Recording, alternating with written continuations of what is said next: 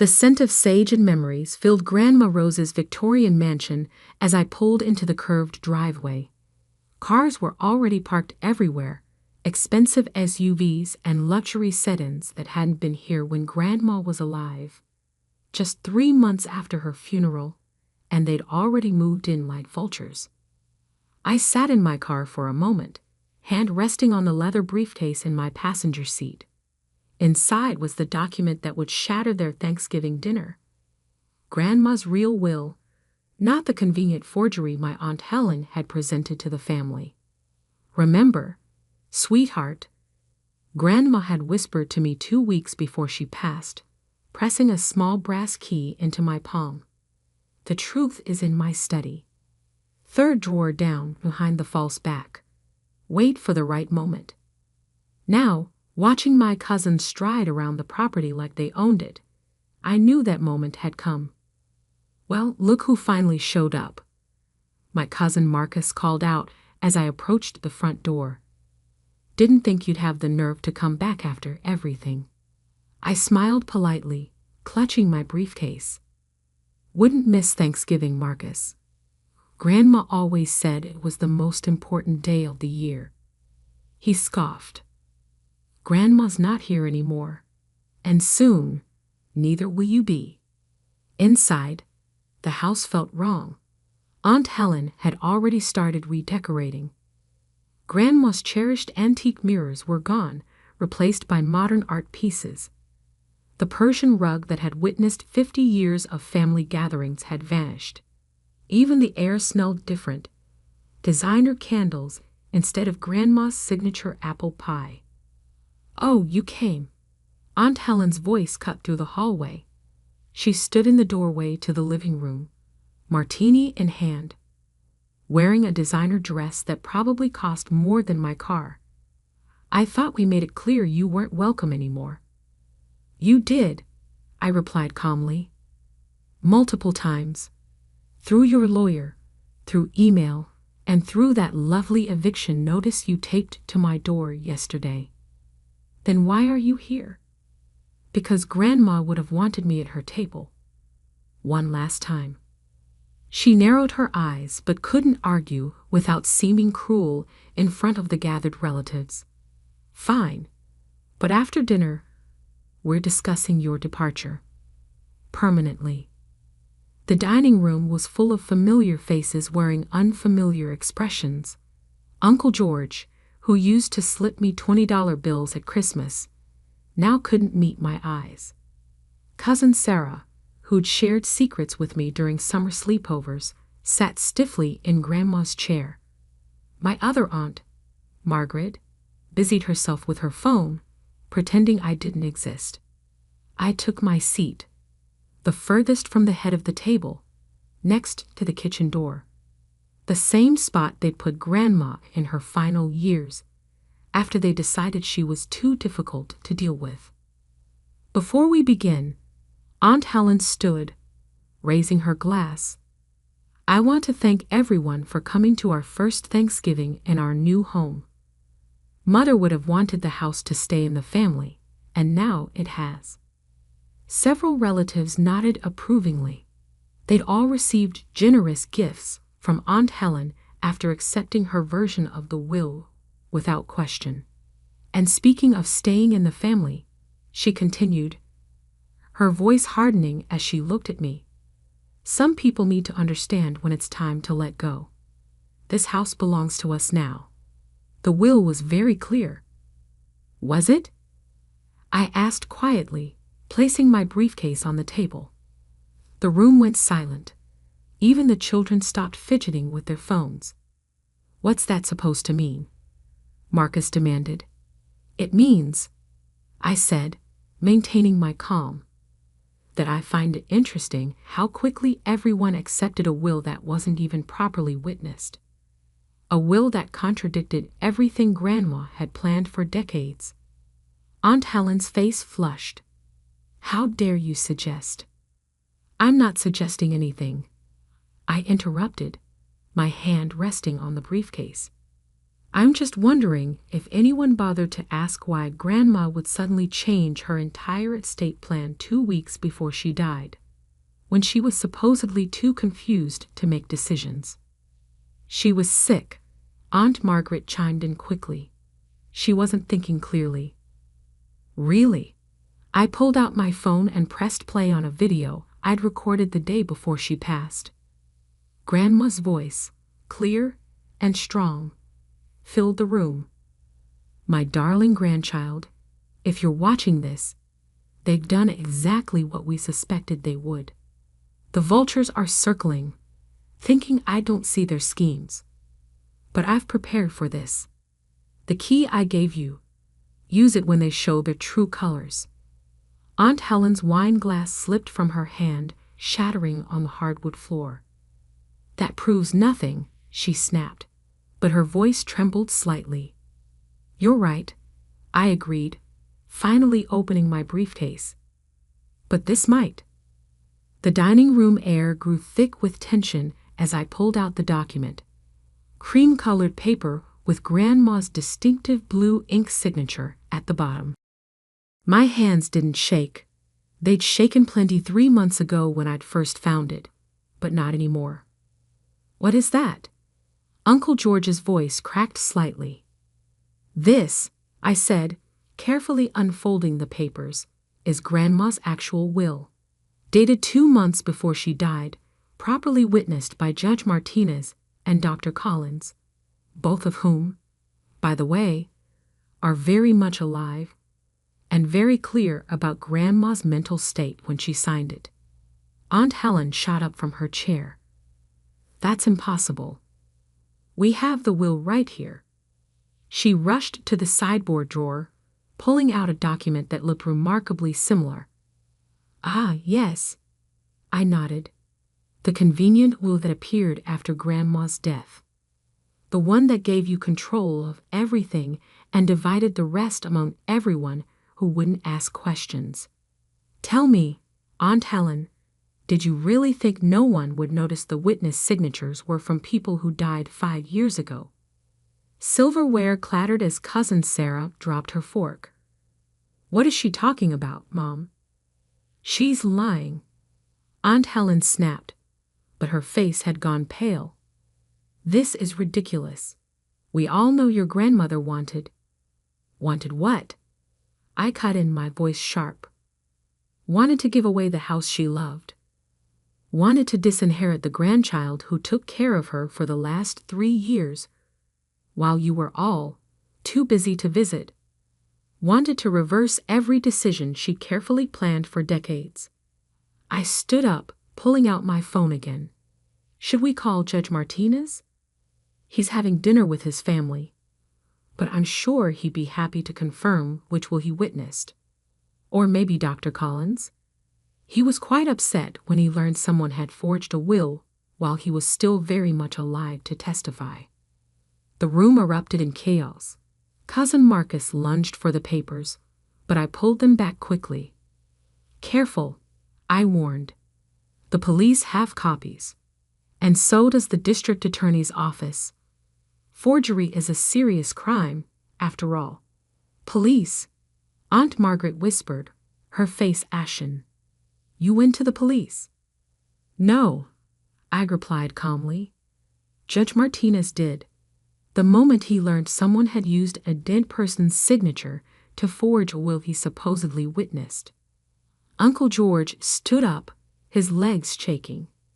Helen, what did you do? Aunt Helen's composure finally cracked. I did what Mother should have done. This house belongs in the right hands, not with some sentimental fool who'd preserve it like a museum. The right hands? I laughed softly.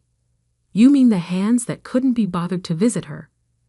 The hands that were too busy planning renovations while she was still alive? Those right hands. I began reading from the real will. To my beloved grandchild, who showed me true love and care in my final years.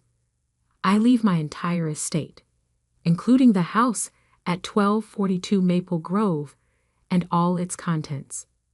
To those who chose material wealth over family bonds, I leave this lesson.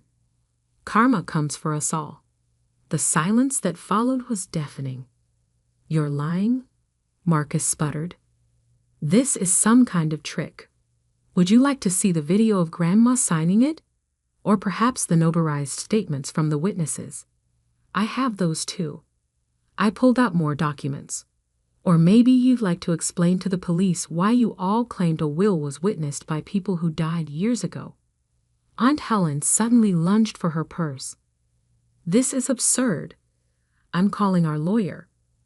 Lawrence Sterling? I asked innocently. He resigned as your counsel this morning. Ethical concerns, he said. Something about not wanting to be involved in estate fraud. The turkey grew cold on the table as reality settled over the room. Children whispered to parents, asking questions no one wanted to answer. Aunt Margaret began quietly crying into her napkin. You have until the end of the weekend to remove your belongings, I said, returning the real will to my briefcase. The locks will be changed on Monday. You can't do this, Aunt Helen hissed. We're family. I turned to her, feeling the weight of Grandma's final words to me. Family isn't about blood, sweetheart. It's about who shows up when it matters. Yes, I replied. We are family. Which is why I'm giving you time to leave with dignity, instead of having the police escort you out now. The grandfather clock in the hallway, one of the few pieces Aunt Helen hadn't dared remove, chimed 7 times. Somewhere in the kitchen, the pies Grandma would have baked were replaced by store-bought imitations, just like the fake Will had tried to replace her real wishes. But truth, like cream, always rises to the top. As evening shadows crept across Grandma's dining room, the family that had gathered for Thanksgiving dinner sat in stunned silence. The revelation of the true Will had shattered more than just their inheritance plans. It had exposed years of lies and manipulation. There's one more thing, I said, reaching into my briefcase one final time. Grandma left individual letters for each of you. The envelopes I pulled out were in Grandma's favorite lavender stationery, each name written in her elegant handwriting. I began distributing them around the table. Aunt Helen's hands trembled as she received hers. More accusations from the grave. No, I replied softly. Grandma called them love with lessons. She wrote them during her last month, when you were all too busy planning her estate to visit. One by one, they opened their letters. The room filled with the sound of rustling paper and muffled sobs as Grandma's final words reached them. Cousin Sarah broke first, tears streaming down her face as she read. She knew I came to the house when everyone was asleep, just to check on her. She thanked me for the secret midnight talks. Of course she knew, I said. Grandma noticed everything, like how Uncle George would leave groceries on the back porch, but was too ashamed to come in after following Aunt Helen's orders to stay away. Uncle George's head snapped up, his letter clutched tightly in his hands. How did she? The same way she knew Aunt Margaret was fighting with her conscience every time she signed another document pushing Grandma out of her own life decisions. I turned to my younger aunt, who was staring at her letter in shock. She forgave you, by the way. She understood the pressure you were under. Marcus stood abruptly, his letter unread. This is emotional manipulation. No, I corrected him. This is the truth you've been running from. The truth about who you all chose to become. I moved to Grandma's chair, her real chair, the one Aunt Helen had banished to the attic. I'd brought it down earlier today, another small act of restoration. Grandma spent her last years watching all of you choose money over memories, renovation plans over relationship repair. She saw you measuring the drapes while she was still sitting in her favorite window seat, but she never stopped hoping you'd remember who you used to be. Aunt Helen, who had been unusually quiet, finally opened her letter. As she read, the color drained from her face. "She knew about the first will, didn't she?" she whispered. The one I changed." I nodded. She knew everything. The forged documents, the secret meetings with contractors, even the plans to turn her rose garden into a parking area. But she wanted to give you a chance to choose differently. By leaving everything to you. Marcus scoffed, but his voice lacked his usual venom. "No," I pulled out one final document. "By leaving everything in trust, with specific conditions." The room went still again. "The house stays intact for 10 years, I explained. "During that time, any family member who wants to reconnect, truly reconnect, not just show up for inheritance claims, is welcome. After 10 years, if genuine change has happened, the trust will be dissolved, and the property divided equally among those who proved family means more than fortune. And you're the judge of that?" Aunt Helen's voice was bitter. "No," I smiled slightly.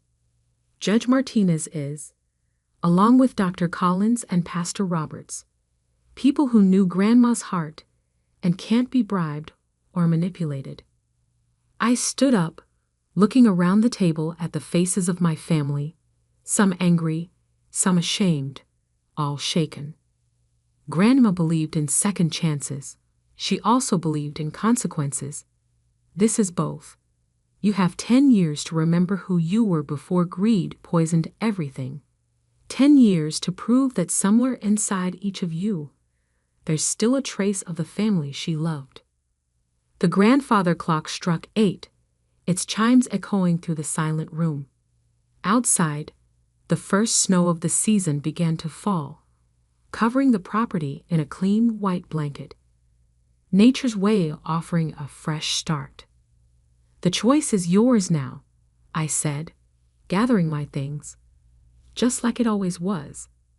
As I walked toward the door, Aunt Margaret called out, "Where are you going?" I turned back one last time. "To the kitchen. Grandma taught me how to make her apple pie. It's not Thanksgiving without it. Anyone who wants to remember what family really tastes like is welcome to join me." For a long moment, no one moved. Then Sarah stood up, wiping her tears. I remember how she taught us to crimp the edges. One by one, others stood. Uncle George, Aunt Margaret, even some of the younger cousins who had only known Grandma through stories.